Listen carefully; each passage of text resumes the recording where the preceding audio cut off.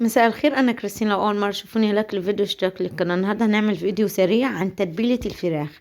احنا النهارده هنعمل تتبيله تحفظيها في الفريزر تطلعي منها بالطلب. التتبيله دي حلوه للفراخ المشويه على الفحم، حلوه للفراخ المشويه في الفرن.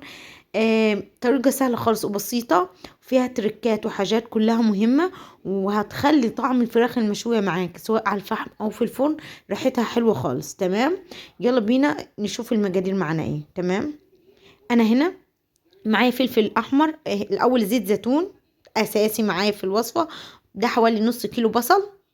تمام، وعندي هوريكم هنا حوالي ربع كيلو فلفل احمر. ده فلفل احمر يا جماعه مهم خالص في الوصفه، والزيت زيتون اللي احنا قلنا عليه، وكام عود شبت، يعني مش مكمله ربطه، يعني نص ربطه. تمام، نيجي للبهارات بقى. انا هنا نص بصل وربع فلفل احمر.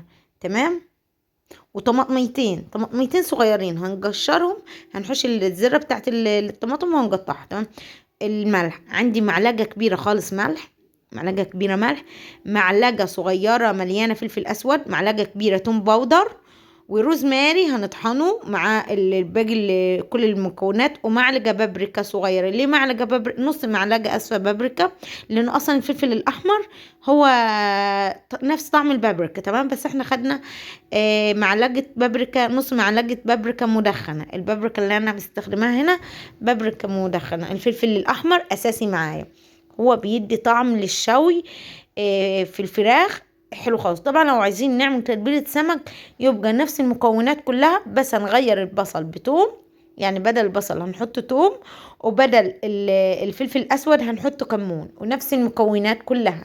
تمام، انا هنا هحطهم في الكبة، وهحط التوابل في اول مرة احط البصل والفلفل. تمام، او لو حابة تحط التوابل في الاخر تمام، بس انا عايزاهم يتفرموا ناعم مع البصل. تمام، هفرم كويس خالص عشان الروزماري كمان يتفرم، وهبدأ احط زيت زيتون. كل ما احط شوية بصل وفلفل في الكبة احط حوالي معلقة كبيرة زيت زيتون. تمام،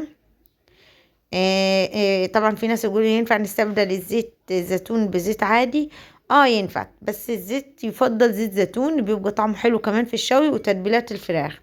تمام، شايفين القوام بيجي ازاي؟ شايفين؟ انا هنا مجربه لكم الكاميرا، القوام بيجي ناعم خالص ولونه حلو. شايفين؟ والزيت بيدي في التتبيله لمعه في الفراخ بعد ما تشوي، سواء في الفرن او في الفحم، بيدي لمعة وبيدي طعم وريحة. انا هنا هحفظه في علبة في التلاجة، ولو هعمل فرخة هاخد حوالي 3-4 معالق للفراخ. تمام، 4 معالق يكفوا فرخة متوسطة، هتحفظيه في الفريزر. سهل خالص وبسيط، واستنوني في فيديو جديد.